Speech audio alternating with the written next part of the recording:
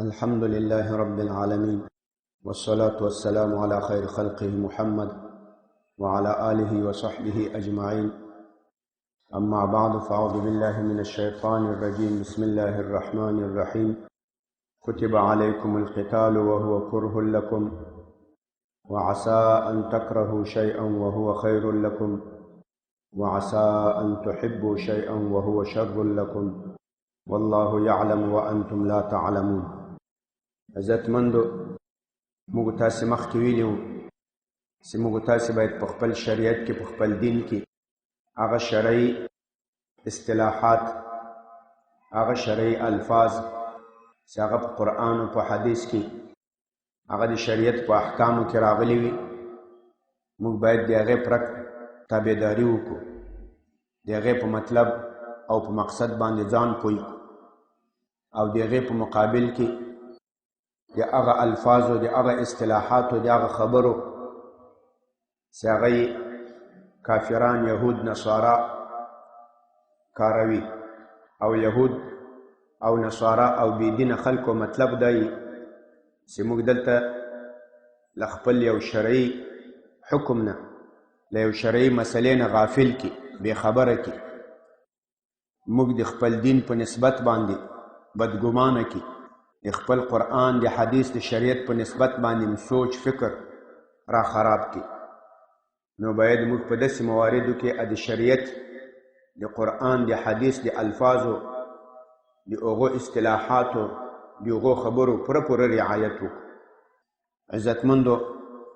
مخکې مې یو څو مثالونه ویلي وو، نن به د هغو یو څو نور وضاحت وکړو. قدرمنو، قرآن کې چې الله تعالی مسلمانانو ته د کفر، د شرک، د اسلام د دشمنانو مقابل کې کوم امر سوی، هغه د قتال امر شوی ده. قتال دا جګړې ته وایي، قتال دا له کافرانو سره جنګېدلو ته وایي. کتب علیکم القتال وایي فرض کړی شوی ده په تاسې باندې جګړه په تاسې باندې فرض کړی شوې ده. وهو کره لکم، او حال دا چې دا جګړه تاسې ته خوښه نه ده، د تاسې پسند نه ده. الله تعالی وایي دا خو ضرور نه ده چې یو شی به د تا خوښ نه وي نو په هغو کې به تاوان وي، که د یو شی خوښ وو نو په هغو کې به فایده وي. داسې نه وي. کله سړی یو شی خوښوي په هغې کې تاوان وي، یو شی نه خوښوي په هغې کې ګټه وي. الله تعالی وایي عسى ان تکرهوا شیئا، کیدای شي تاسې به یو شی نه خوښوئ، وهو خیر لکم، هغه به تاسې ته غوره وي. وعسى ان تحبوا شیئا، او کیدای شي تاسې به یو شی خوښوئ، وهو شر لکم، هغه به تاسې ته تاواني. الله وایي والله یعلم وانتم لا تعلمون، الله پوهیږي او تاسې نه پوهیږئ. د دې هسې وضاحت که موږ وکړو، لکه یو بیمار ناروغ مریض چې ډاکټر ته ورشي، مثال د هغه شوګر، شکر ناروغي، نو ډاکټر ورته وایي چې چینی به نه خورې، خوږه به نه خورې، حلواګانې به نه خورې، وریجې به نه خورې، دا به نه خورې، دا ښه خوراکونه ټول پې باندې بند کړي. هغه وایي نو څه به خورم؟ بس دا د جوارو روټۍ به خورې، د اوربشو روټۍ کې د پیدا کړه خلاقه د هغه به خورې، دا کډیله به خورې، نور دا سبزي او دا چیزونه ورته وښیي. نو هغه وایي دا خو ما ته بیخي خوند نه راکوي، ما ته خو پلونه، اسره کړي چرګانو، حلواګانې، میټایان دا ډېر خوند راکوي. ډاکټر به ورته یا خو تا ته خوند درکوي، خو کې د تاوان ده کانو، دا ځان دې تباه کړی، ځکه داسې د خوند چیزونه دې خوړلي دي، او دغو کې دا تا ته خوند نه درکوي، په دې کې دې فایده ده. او ما خو ډاکټري ویلې ده، زه پې پوهېږم، ته نه پې پوهېږې، دا تا ته تاوان لري. الله تعالی والله یعلم وانتم لا تعلمون. نو الله چې په موږ کوم شی فرض کړی هغه قتال ده، له کافرانو سره جنګېدل دي، جګړه کول ده. جګړه د کفر مقابله کې دا داسې فرض ده لکه روزه غوندې، هېڅ فرق یې نشته، بلکې په هغه لفظ کې هم فرق نشته. یا ایها الذین آمنوا کتب علیکم الصیام، ای هغه کسانو ستاسې ایمان راوړی په تاسې باندې روزه فرض کړی شوې ده او دلته وایي کتب علیکم القتال په تاسې باندې جګړه فرض شوي. بل ځای الله تعالی وایي وقاتلوهم او تاسې له دې کفرو د دین له دشمنانو سره جګړه وکړئ حتی لا تکونه فتنه تر څو فتنه ختمه شي. فتنه یعنی شرک کفر ختم شي، فتنه تعذیب المسلمین ختم شي، د مسلمانانو جیلونه قیدونه ختم شي، فتنه دعوت کفر شرک ته ختم شي. فإن انتهوا کدا کافران منی شول له خپل کفره له تعذیب المسلمین نه له دعوت الی الکفر نه نو فلا عدوان الا علی الظالمین، بیا تجاوز مکوئ مگر په ظالمانو کافرانو. بل ځای وایي سورت انفال کې وقاتلوهم حتی لا تکون فتنه، له دې کافرانو سره وجنګېږئ، له دې سره جګړه وکړئ تر څو فتنه ختمه شي. ویکون الدین کله لله، دین تابعداري سلطه غلبه دا ټوله د الله شي،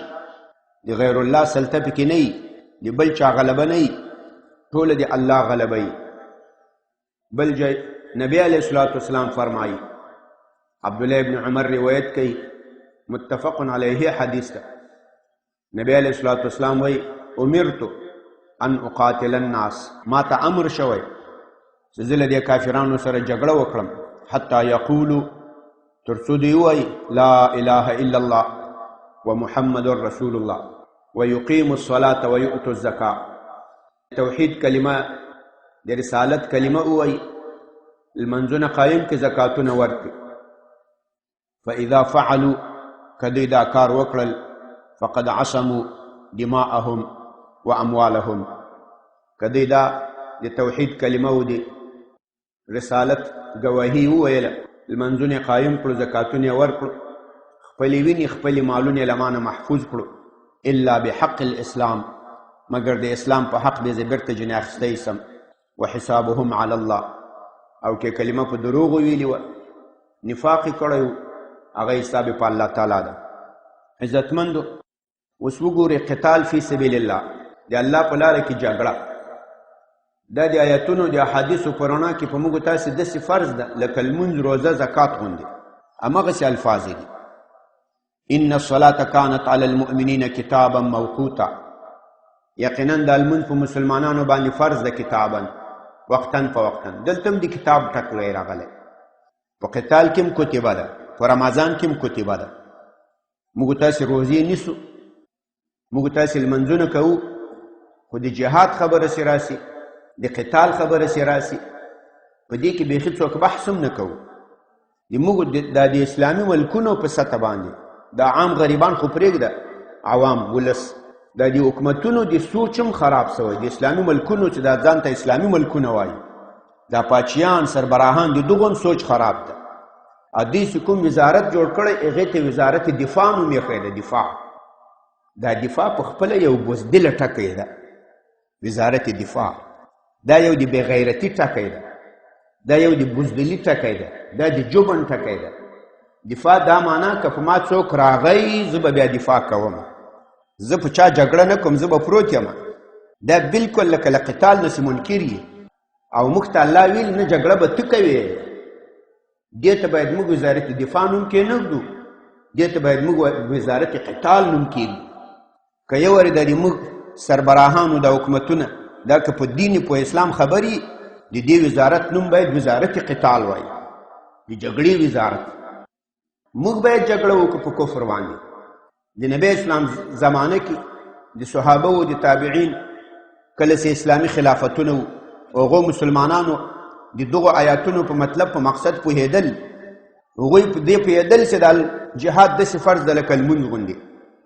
دا قتال دا داسې فرض ده لکه روزه غوندې، دا داسې فرض ده لکه حج غوندې. دا به زه کوم، که دا زه ونه کړم په دې کې د ما ایمان خرابېږي، د ما اسلام خرابېږي. او همداسې دی عزتمندو، دا نن سبا موږ د غربي میډیا تر تاثیر لاندې راغلي یو، موږ د یهودو د نصاراو د کفر تر تاثیر تر سلطې لاندې راغلي یو، په ځان خبر نه یو، راغلي یو. خفه کېږو به نه سره عزتمندو. قرآن حدیث ته چې راسې د لمانځو، د روزیو، د قتال، د الله په لارې کې د جګړې، د دې د فرضیت قطعا فرق نشته ده لکه څنګه چې په هغو کې هم امر سوی په دې هم سوی خو موږ دومره د کفر د میډیا د تبلیغاتو د خبرو تر تاثیر لاندې راغلي یو چې الا ماشاء الله چې په چا باندې د الله رحم کړی په کور کې موږ دا خبره نشو کولی له خپلو بچیانو لورګانو بیبیانو سره هم نشو کولی چې د الله په لاره کې جګړه دا داسې فرض ده لکه لمونځ لکه روزه دا خبره کور کې نشو کولی بچیان راټول کړو هغو ته ووایو چې زه یو څو ورځې د الله په لاره کې جګړې ته ځم دا خو ورته وایي زه حج ته ځم دا خو ورته وایي زه تبلیغ ته ځم دا خو ورته وایي زه اندونیزیا ملیشیا ته ځم بیا چې ورته وایي ولې ځې وایي د حلال روزي ګټل فرض دی بلکل فرض دی موږ یې نه یو منکر دعوت و تبلیغ هم فرض ده ټول فرض دی موږ د یو شي له فرضیت هم نه یو منکر د قتال په فرضیت کې ولې موږ دومره بزدل جبون یو چې وزارت ته وزارت دفاع وایو په کور کې خبرې نه کوو له چا سره دا مجلس هم نه کوو بعضو تخصي ووایه چې تاسې دا خبرې نه کوئ وایي موږ له سیاست سره کار نه لرو بعضې وایي موږ د ټوپک په ذریعه باندې اسلام نه غواړو د بندوق په ذریعه باندې موږ اسلام نه غواړو نو ته کوم اسلام غواړې نبی علیه الصلاة والسلام خو وایي امرت ان اقاتل الناس په تا باندې کومه وحی راغله چې ته اوس له دې قتال نه منکر سوې نبی علیه الصلاة والسلام خو جعل رزقي تحت ظل سیفي د ما روزي د تورې تر سیوري لاندې ده علما وایي تر ټولو اول درجه بهترین حلال ګټه هغه وایي غنیمت ده بیا تجارت ده ولی وایي غنیمت د نبی علیه الصلاة والسلام خوراک و غنیمت د اصحاب بدر د احد د صحابه خوراک و او تجارت دا د نورو صحابه کرامو د نورو مسلمانانو کار و نو عزتمندو دا غربي میډیا د موږ په اصطلاحاتو د موږ په خبرو د موږ په الفاظو د موږ په معاشره باندې دومره غلبه او سلطه کړې ده چې لا خپل قرآن او حدیث نه غافل کړي یو له هغو نه دا قتال مثلا چې دا فرض ده په اسلام کې په دې باندې امر سوی حکم سوی خو موږ بلکل دا هیر کړی ده دومره م هیر کړی چې نوم یې هم نسو اخیستی په کور کې سوچ هم نسو کولی له بچیانو سره تصور هم نسو کولی بلکې د دې بالمقابل دهشتګردي ده تروریزم ده ارهاب ده وطن ورانول دي پلانۍ ده دا د آدو دا ده نبی اسلام د قتال لپاره د مکې غوندې ښار پرېښی ده چې په ټوله ځمکه کې تر هغې مقدس ځای نشته ده هغه یې پرېښی ده ملګري انډیوالان په دې لاره کې شهیدان سوي دي موږ پکې دلته آنې بانې کوو دا عزتمندو بل څه نه ده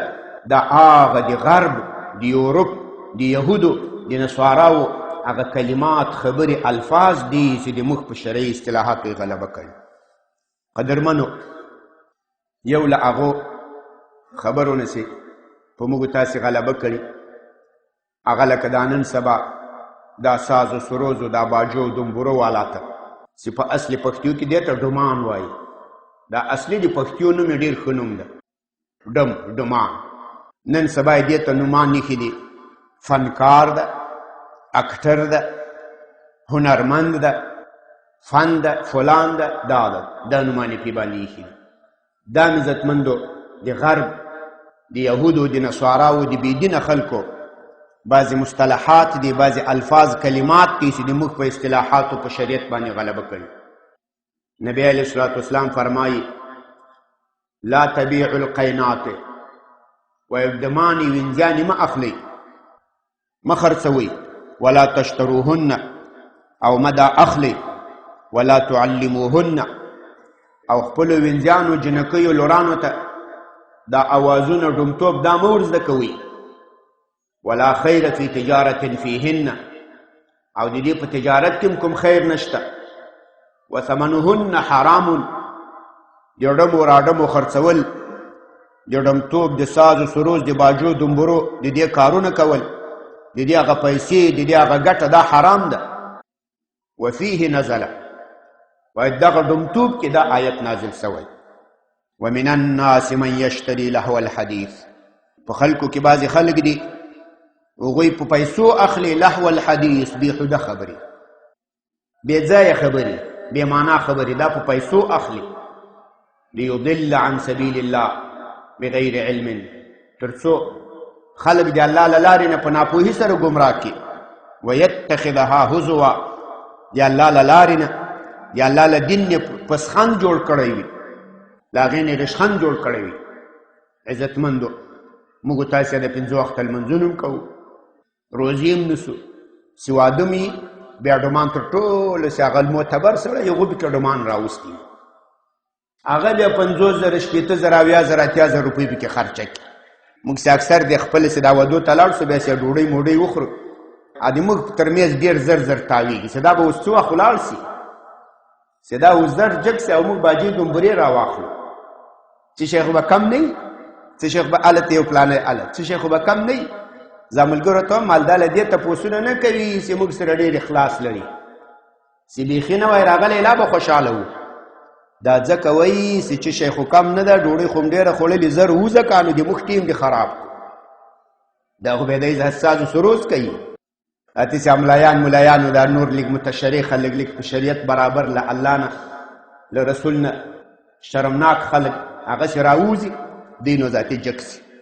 احول حدیث ډمانو ته پیسې مور کړي پورته غورځه کته غورځه قرآن وایي دې ته لهو دا لهو الحدیث ده نبی اسلام وایي د دې پیسې حرام دي په دې کې خیر نشته موږ پیسې هم ورکوو ورته خوشحاله مې پورته پورته هم پکې غورځو چې بیا ورته وایي دا ولي واده بیا ډنګه خوند نه کوي واده بیا ډنګه خوند نه کوي دا آیت ده دا حدیث ده دا څه شی ده قرآن خو دې ته لهو الحدیث وایي که ته په قرآن ایمان لرې عزتمندو دا ټول هغه خبرې دي چې موږ د یهود نصاراو د بېدینه خلکو تر تاثیر لاندې راغلي یو خپل حق خبره نسو یو چاته کولی د قرآن د حدیث خبره نسو کولی عزتمندو له دغه بزدل ایمان نه باید موږ ځان راوباسو دغه له کمزوري ایمان نه باید ځان راوباسو دا خو پرېږده چې ناروا منې کوم نه